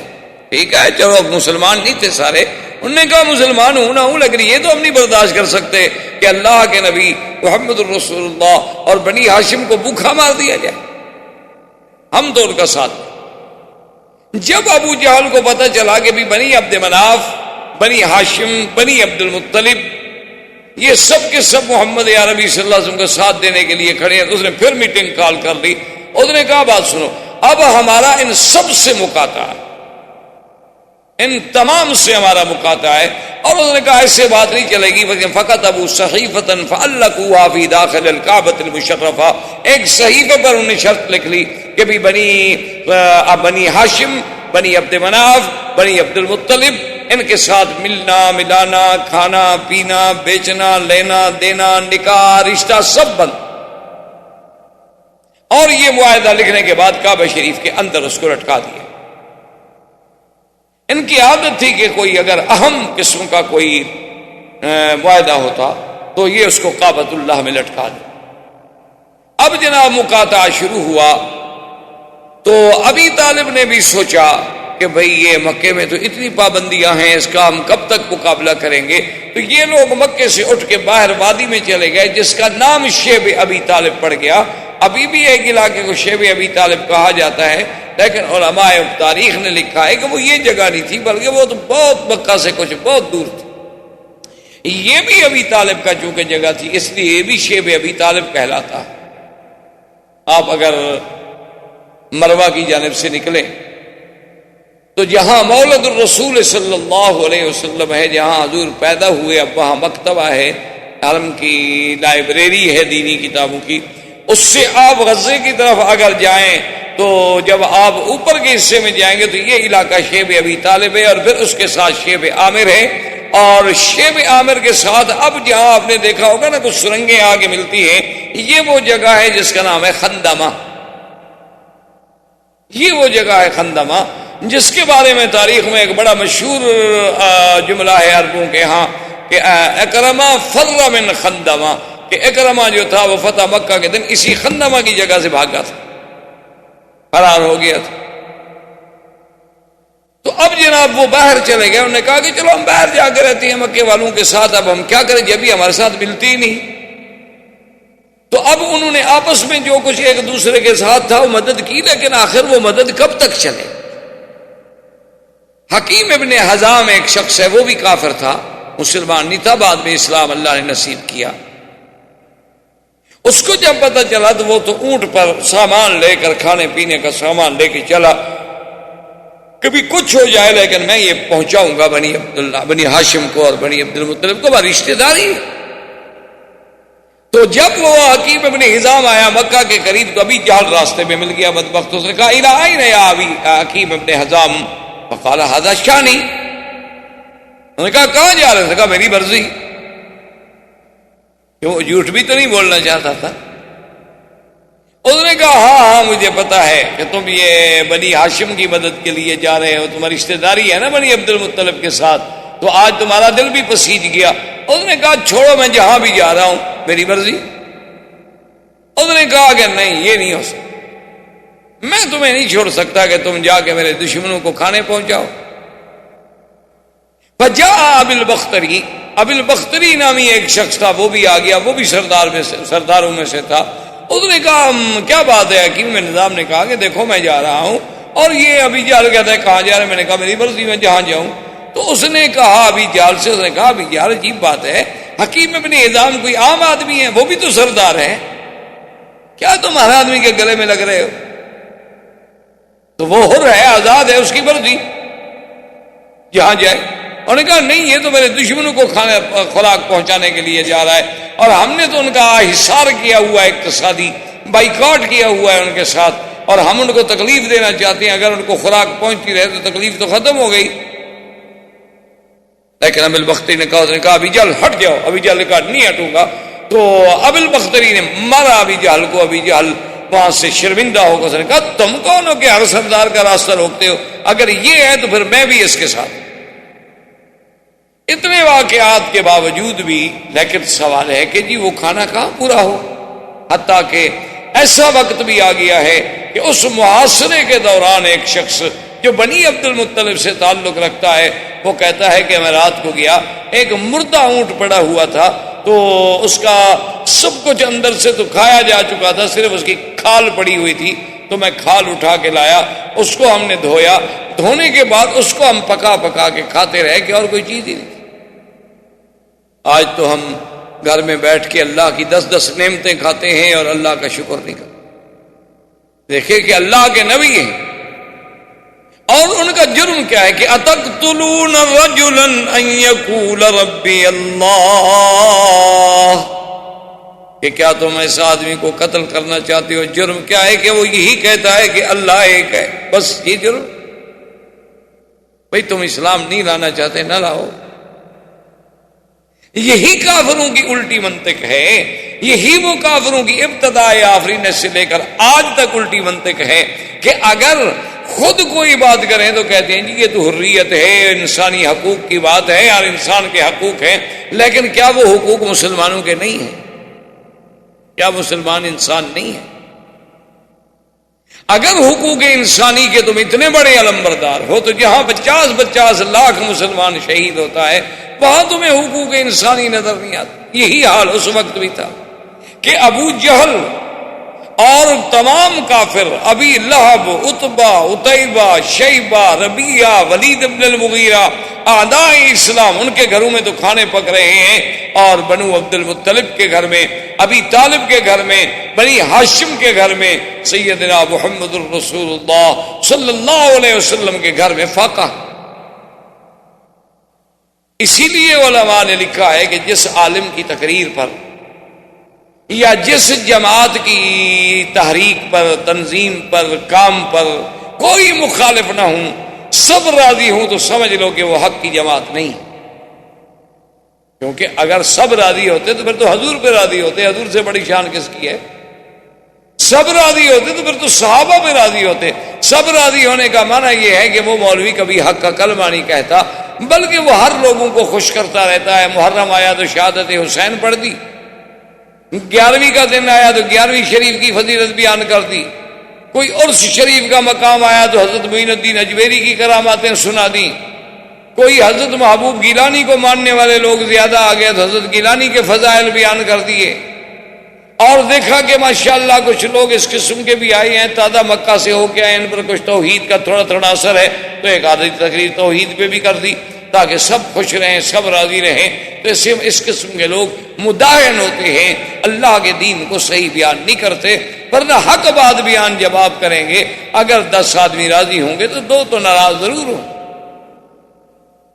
جب مقاطعہ کی اتنی بڑی صورت ہو گئی تو ایک دن بیٹھے بیٹھے عمر ابن ہشام ایک شخص تھے، اس کے دل میں خیال آ گیا کہ کتنا بڑا ظلم ہے کہ بھئی ہم سب کھانے کھائیں، سودے لیں، اور پھر ابو جہل کیا کرتا کہ باہر سے کوئی قافلہ تجارتی آ رہا ہے تو راستے میں پہنچ جاتا کہ اچھا بھی یہ کتنے کی ہے بوری؟ اس نے کہا 100 ریال۔ اس نے کہا میں 200 دیتا ہوں، لیکن بنی عبد المطلب کو نہیں دینی۔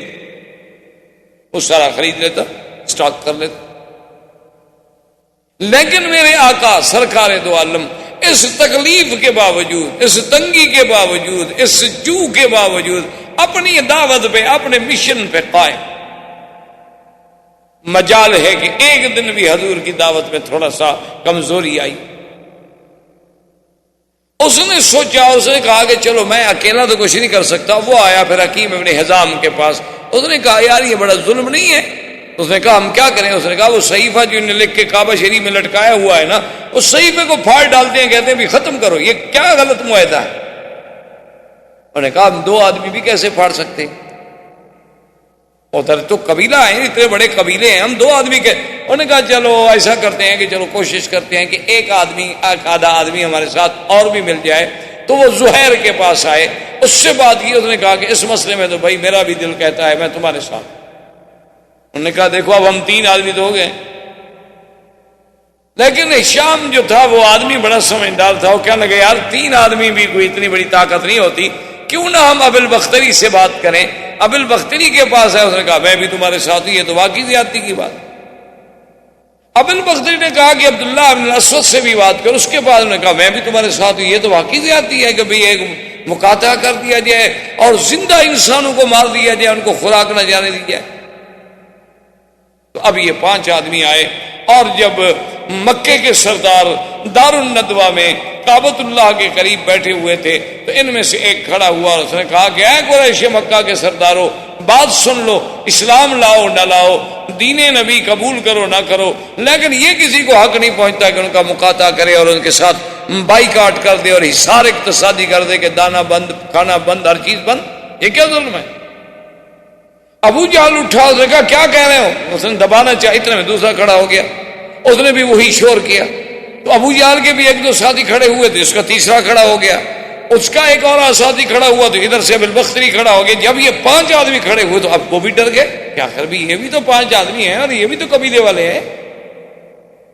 اور نے کہا کہ دیکھو قریش مکہ دیکھ لو، ابھی ہم کعبہ شریف کے اندر جا رہے ہیں اور جو تم نے وہ صحیفہ لکھ کے لٹکایا ہے وہ اللہ کے نبی کے خلاف جو تم نے معاہدہ لکھا ہے نا، ابھی ہم اس کو لاتے ہیں اور پھاڑتے ہیں تمہارے سامنے، جرأت ہے تو پھر ہمارا بھی مقابلہ کرو۔ ابو جہل بھی سمجھدار تھا، اس نے سوچا کہ یہ تو مسئلہ بڑھ جائے، یہ تو بائیکاٹ کے بعد جنگ شروع ہو گئی، اور اگر ایسی بات ہو گئی تو حضور صلی اللہ علیہ وسلم کو تو یہ 5 قبیلے مفت میں مل گئے امدادی۔ تو وہ چپ رہا، اور وہ کہتے ہیں کہ جب ہم کعبے کے اندر داخل ہوئے اور اس صحیفے کو اتارا تو کیا دیکھتے ہیں کہ اس کو تو دیمک کھا چکی ہے، صحیفے میں کوئی لفظ ہی باقی نہیں، آخری کونے کاغذ کے باقی ہیں۔ اللہ کو بھی یہ منظور تھا کہ یہ معاہدہ باقی نہ رہے، اور وہ باہر لے کے آئے، انہوں نے آ کے قریش کو دکھلایا، انہوں نے کہا ظالموں جو تم نے معاہدہ کیا تھا دیکھو کعبۃ اللہ میں دیمک کیسے آ گئی، اور ایک لٹکتی ہوئی چیز کو کیسے اس نے ہضم کر دیا۔ تو اس کا مطلب یہ ہے کہ وہ رب کعبہ بھی یہ چاہتا ہے کہ یہ ظلم ہے اور ظلم کبھی قائم نہیں رہتا۔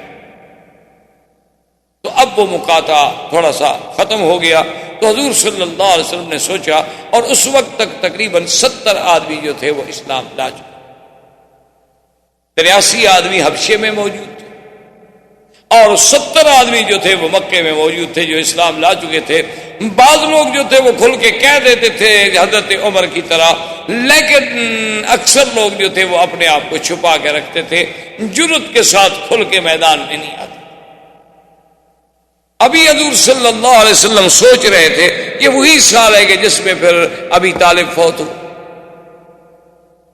اب ابی طالب حضور کا سب سے بڑا معاون، سب سے بڑا خیر خواہ، سب سے بڑا ہمدرد، غم گسار، کے جس نے 3 سال تک شیب ابی طالب میں گویا کہ قید کی زندگی تھی نا، کہ اسی شیب ابی طالب میں ہی رہنا ہے، اللہ کے نبی کے ساتھ بیٹھا رہا، اور حالانکہ قریش نے اس کے ساتھ تو بائیکاٹ نہیں کیا تھا۔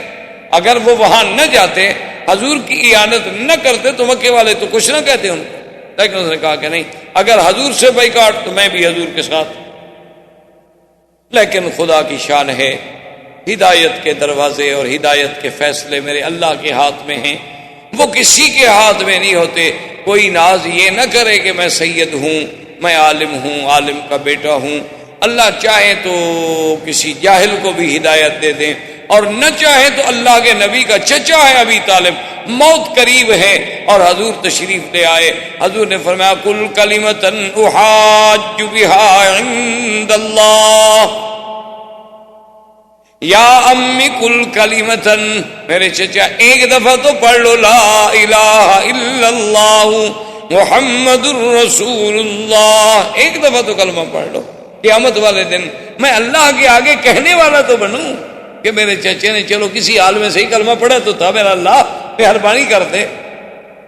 اور ابی طالب بھی چاہتا ہے اور کہتا ہے واللہ انی احب ان اقر عینک، کہتا ہے خدا کی قسم میں چاہتا ہوں کہ میرے بھتیجے میں تمہاری آنکھوں کو ٹھنڈک پہنچاؤں، لیکن یعیرنی قومی، میری قوم مجھے ہمیشہ تانا دے گی کہ ابی طالب جو تھا وہ ڈر گیا، اور ابی طالب جو تھا وہ ڈر گیا، لہذا میں اس تانے کو نہیں برداشت کر سکتا۔ انا علی دین عبد المطلب، میں عبد المطلب کے دین پہ ہوں، میں آپ کا دین قبول نہیں کرتا، اور اسی پہ اس کو موت آ گئی۔ فقام رسول اللہ صلی اللہ علیہ وسلم حزینا، حضور صلی اللہ علیہ وسلم اتنے غمگین ہوئے کہ جس کی کوئی حد نہیں تھی۔ اللہ نے قرآن نازل فرمایا انک لا تہدی من احببت ولکن اللہ یہدی من یشاء، کہ میرا بدنی آپ کے ہاتھ میں تو ہدایت نہیں، کہ جس کو آپ محبوب رکھیں اس کو ہدایت دینے میری مرضی، میں چاہوں تو حضرت نوح کے بیٹے کو بھی ہدایت نہ دوں، میں چاہوں تو ابراہیم کے ابا آزر کو بھی ہدایت نہ دوں، اور میں چاہوں تو فرعون کی بیوی کو مومنہ بنا دوں، یہ تو میری مرضی ہے، یہ تو میرا نظام ہے، اس میں تو کوئی دخل نہیں دے سکتا۔ کتنے بڑے بڑے علماء ہیں جن کی اولاد جاہل، کتنے لوگ ہیں جن کے ماں باپ بالکل الف جاہل، لیکن اولادیں بڑے بڑے علم حاصل کر چکی۔ یہ اللہ کی شان ہے، اللہ کا نظام ہے۔ اچھا خدا کی شان دیکھیں کہ ایک طرف دشمنوں کا مقابلہ، اور دوسری طرف جو معاون، ایک معاون تھا مکے میں وہ بھی مر گیا، کوئی ایک امتحان تو نہیں آیا حضور پہ۔ اور ابھی 2-3 مہینے گزرے تھے کہ سیدہ خدیجہ بھی فوت ہو، 3 مہینے یا اس سے کچھ کم زیادہ۔ سیدہ خدیجہ رضی اللہ تعالی عنہا محسنہ اسلام، حضور کی سب سے پہلی بیوی، حضور کی تمام اولاد کی ماں، اور سب سے بڑی محسنہ، جس نے اپنا مال، اپنا سب کچھ جو تھا وہ حضور پہ لٹا دیا، وہ بھی فوت ہو گئی۔ اسی لیے اس سال کو عربی میں کہتے ہیں عام الحزن، یہ تو سال ہی غم کا تھا بھائی، اس لیے اس کو عام الحزن سے تعبیر کیا جاتا ہے کہ ہر طرف سے غم ہی غم، لیکن اللہ کے رسول کے پائے استقلال میں کوئی لچک، اپنی بات پہ قائم۔ اب حضور صلی اللہ علیہ وسلم نے سوچا، کیونکہ حالات کچھ ایسے ہو گئے کہ جب تک ابو طالب زندہ تھا تو مکے کے بڑے بڑے سردار جو تھے نا، وہ تو حضور کے سامنے آ کے گستاخی کرتے تھے، جیسے ابو جہل تھا، ابو لہب تھا، عتبہ عتیبہ تھا، ولید بن المغیرہ تھا، ابی بن خلف تھا، عقبۃ بن ابی معیط تھا، یہ لوگ تو گستاخیاں کرتے تھے، لیکن عام آدمی کو ضرورت نہیں ہوتی تھی کہ حضور کے سامنے گستاخی کرے۔ لیکن جب ابی طالب فوت ہو گئے، اب تو پھر ہر بندہ شیر ہو، اب تو صفحائے مکہ، عام بچے بھی حضور جہاں سے گزرتے تھے نعوذ باللہ گالیاں، حضور جہاں سے گزرتے پتھر برساتے، حضور جہاں سے گزرتے راستے میں کانٹے بچھا دیتے۔ اب حضور صلی اللہ علیہ وسلم نے سوچا کہ معاملہ چونکہ اس حد تک چلا گیا ہے تو اس کا کوئی حل سوچوں، کیوں نہ ہو کہ میں مکے سے کچھ باہر نکلوں، کہ شاید اللہ تبارک و تعالی میرے آبان و انصار جو ہیں کچھ باہر سے پیدا کر۔ حضور صلی اللہ علیہ وسلم یہ سوچ کر طائف کے لیے نکلے، چونکہ سب سے قریبی شہر اس وقت طائف تھا، اور آپ اسی سے اندازہ کریں کہ حضور نے یہ سفر جو ہے پیدل طے فرمایا۔ آپ ایک دن ذرا یہاں مکے سے پیدل تو طائف جا کے دیکھیں۔ ویسے تو ہم سب دعوے دار ہیں نا، مسلمان ہیں اور ماشاءاللہ حاجی صاحبان ہیں اور ماشاءاللہ عاشق رسول ہیں، اور ہم تو جی اتنے عرصے سے مکے شریف میں رہتے ہیں، مدینہ شریف میں رہتے ہیں، پتہ نہیں دل میں خیال ہوتا ہے کہ ہم سے تو اب کون بڑا ہو سکتا ہے نیکی میں، ہم تو پہنچے ہوئے لوگ ہیں۔ ایسے ایسے لوگ ہیں ماشاءاللہ کہ آ کر ایسی ایسی باتیں بتاتے ہیں، وہ سمجھتے ہیں کہ چند دن مکے میں ہم نے رہ لیا، عبادت کر لی، شاید ہمارے کو مراتب بلند ہو گئے۔ اللہ کے بندے آپ دیکھیں ذرا، تصور تو کریں نا، مراتب تو تب بلند ہوتے ہیں جب اسلام کے لیے کوئی قربانی بھی تو دو نا۔ یہ کیا ہمارا اسلام ہے کہ ہم عرب 1 ارب سے زیادہ کی تعداد میں ہیں، اور بجائے اس کے کہ کافر ہم سے ڈرتا ہم کافر سے ڈرتے ہیں۔ یہ اسلام، اللہ کے نبی اکیلے ہیں، 70 مسلمان ہیں، وہ بھی کھل کے سامنے نہیں آ سکتا۔ آپ نے سوچا کہ چلو اللہ کے دین کو پہنچانا ہے تو طائف چلتے ہیں۔ حضور صلی اللہ علیہ وسلم جب طائف تشریف لے گئے تو طائف کے بالکل شہر کے باہر، یعنی گویا کہ آپ شہر میں جب داخل ہو رہے ہیں تو 3 آدمی، عبدی، لیل، حبیب اور مسعود، یہ 3 آدمی وہاں بیٹھے، اور یہ سردار تھے طائف کے، یہ بڑے بڑے روسا میں سے تھے، بڑے بڑے سرداروں میں سے تھے۔ انہوں نے جب دیکھا کہ قادم محمد صلی اللہ علیہ وسلم، حضور آ گئے، ان کو پتہ تو نہیں تھا، حضور نے فرمایا کہ دیکھو میرا نام محمد رسول اللہ ہے اور میں آپ سے کچھ باتیں کرنا چاہتا ہوں، اجازت ہے؟ انہوں نے کہا اہلاً، بیٹھیں آپ، فرمائیے۔ حضور صلی اللہ علیہ وسلم نے دعوت توحید دی اور قرآن پڑھا، اللہ کا قرآن سنایا، تو وہ بدبخت تو سمجھ گئے کہ ہاں یہ تو وہ محمد پاک ہیں جس کے قریش مخالف ہیں۔ تو عبدی علیہ غصے میں کھڑا ہو گیا، کہنے لگا واللہ لا اؤمن بک یا محمد، کہنے لگا خدا کی قسم ہے میں تم پہ ہرگز ایمان نہیں لے آ سکتا، تم کیسے نبی ہو؟ دوسرا کھڑا ہو گیا، تیسرا کھڑا ہو گیا، سب نے چیخنا شروع کر دیا، لا اؤمن بک لا اؤمن بک لا اصدق بکلامک، ہم تمہاری بات کو نہیں مانتے، ہم ایمان نہیں لے آتے، ہم ایمان نہیں لے آتے۔ اتنا شور کیا۔ حضور صلی اللہ علیہ وسلم فرماتے ہیں کہ میرے غم میں مزید اضافہ ہو گیا اللہ کے راستے میں۔ میں حیران ہوں کہ میرا مولا، کہ میں نے یعنی مکہ چھوڑا، طائف آیا کہ شاید کوئی راستہ نکلے، یہاں بھی راستے مسدود ہو رہے ہیں۔ تو حضور نے فرمایا کہ میں نے ان سے بات کی، میں نے کہا کہ دیکھو تم سردار ہو، عقل والے ہو، چلو تم میری بات نہیں مانتے ہو نہ مانو، لیکن مجھے روکو تو نہیں، میں طائف والوں کو جا کے بات تو کروں۔ انہوں نے کہا ہم کیوں آپ کو روکے نہیں؟